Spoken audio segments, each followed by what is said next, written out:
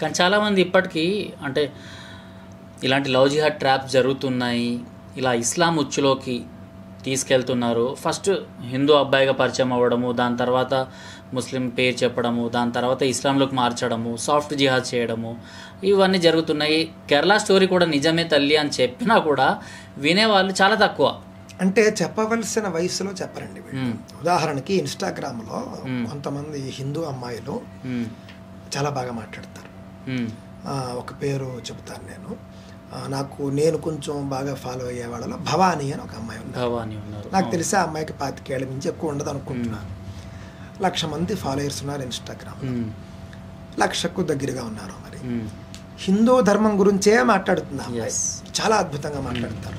అలాగే ఇంకొక అమ్మాయి ఉత్తరాదిలో నందకిషోరి ఎవరో ఒక అమ్మాయి, ఈ మధ్య ట్రోల్ చేస్తున్నారు వీళ్ళు మనీ పార్టీ లెక్క.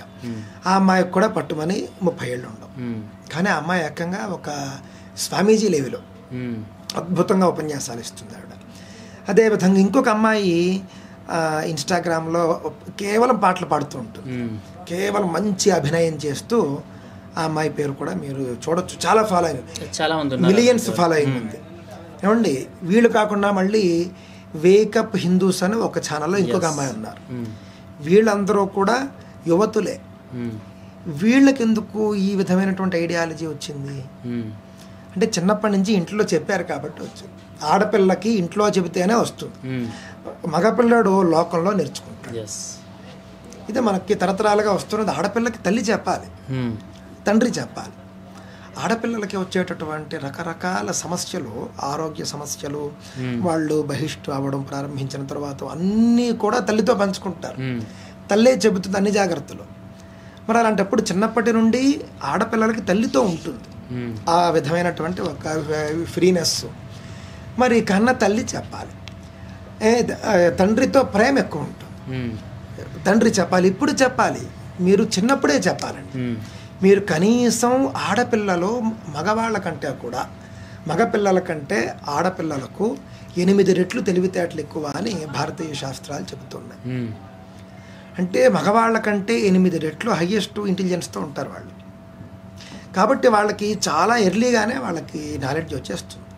6-7 సంవత్సరాలకే వాళ్ళకి దాదాపుగా వాళ్ళకి ఒక రకమైన జ్ఞానం వచ్చేస్తుంది. అప్పటి నుంచే చెప్పాలి, ఏదో చిన్నపిల్ల అని చూడకూడదు. చిన్న వయస్సు నుండే మీరు 6 ఏళ్ల వయసు వచ్చింది అంటే పెద్ద అమ్మాయిగానే మీరు భావించాలి. అన్ని విషయాలు చెప్పాలి. వాళ్ళకి చాలా ధారణాశక్తి ఉంటుంది. ధారణాశక్తి అంటే స్టోరేజ్.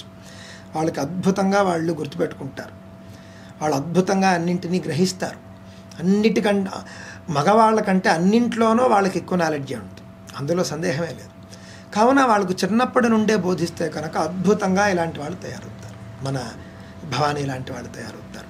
మన వేకప్ హిందూస్ అమ్మాయి పేరు తెలియదు, అలాంటి వాళ్ళు తయారవుతారు. ఇలాంటి వాళ్ళని మనం తయారు చేయగలగాలి. ఒక్క ఆడపిల్ల కనుక అలా తయారైతే కొన్ని లక్షల మందిని ప్రభావితం చేస్తుంది అందులో సందేహం లేదు. ఎందుకనంటే ఆడపిల్లలు చెబితే ఆడపిల్లలు వింటారు, మగపిల్లలు చెప్తే వినకపోవచ్చు. అబ్బాయిలో లేకపోతే పురుష స్పీకర్లు చెబితే వినే అవకాశం ఉండకపోవచ్చు. కానీ ఆడపిల్లలే చెప్పినప్పుడు మాత్రం బాగా వింటూ ఉంటారు. లాయర్ ఒక ఆవిడ, అడ్వకేట్ నిహారికా రెడ్డి అని, ఆవిడ కూడా లవ్ జిహాద్ గురించి చాలా చక్కగా ఆవిడ అలాంటి వాళ్ళు చెబితే వింటారు. అలాంటి వాళ్ళని ఇంకా మళ్ళాంటి వాళ్ళని బాగా బయటికి తీసుకొస్తూ ఉండాలి. కావున ఏకైక పరిష్కారం ఏమిటి అని అంటే చిన్నప్పటి నుండి మీరు ఆడపిల్లలకు మగపిల్లలకు ఏం చెప్పాలంటేనండి, అప్పచెల్లెళ్ళని ఏ విధంగా రక్షించుకోవాలో చెప్పాలి. ఆడపిల్లలకేమో వాళ్ళు ఏ విధంగా జాగ్రత్తగా ఉండాలో చెప్పాలి. ఇంతే. ఇంకొకటి, మన హిందువుల్లో ఉన్నటువంటి మరొక జాడ్యం ఒకటి చెబుతాను మీకు. ఉదాహరణకి మీకు ఒక 50 ఏళ్ళు ఉన్నాయి అనుకుంటా, 50 ఏళ్ళు ఉన్నాయి అనుకుందాం. మీకు ఒక 25 ఏళ్ళ అమ్మాయి ఉంది. మీరు చిన్నప్పటి నుంచి మీరు ఒక అబ్బాయిని మీరు చూస్తూ ఉన్నారు, అన్న అని చెప్పి మీతోనే తిరుగుతున్నాడు. ఏదో గొప్పగా సెటిల్ అవ్వలేదు కానీ బాగానే సెటిల్ అయ్యాడు. అమ్మాయిని అంటే ఒకవేళ వాడు పెళ్లి చేసుకుంటే కనుక ఆ అమ్మాయిని బాగానే పోషించగలడు. అలాంటి వాడు మీ దగ్గర అసిస్టెంట్గా ఉన్నాడు అనుకుందాం. ఏదో ఒక సందర్భంలో మీ అమ్మాయినే ఆ అబ్బాయి ప్రేమించాడు అనుకోండి, మీరేం చేస్తారు? ఒప్పుకోరు. మీరు ఒప్పుకోకుండా నువ్వేంటి, అసలు నువ్వేమిటి, నీ స్థాయి ఏమిటి అని చెప్పేసి మాట్లాడతారు. మాట్లాడేసి మీ అమ్మాయిని ఏమైనా చేస్తారు కానీ వాడికి ఇచ్చి పెళ్లి చేయరు.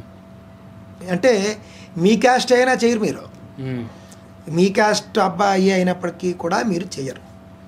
అంటే ఏమిటి అంటే మీ మతం దాటి వెళ్ళిపోవటం లేదు కదా, అది మీరు ఆలోచించరు. పోన్లే హిందూ అబ్బాయే కదా, మనవాడే కదా, వాడికి లేకపోతే మనకు ఆస్తుంది కదా అనే అభిప్రాయం ఉండదు. అంటే చిన్నప్పటి నుంచి చూసిన మన వాళ్ళంటే మనకే లోకువ.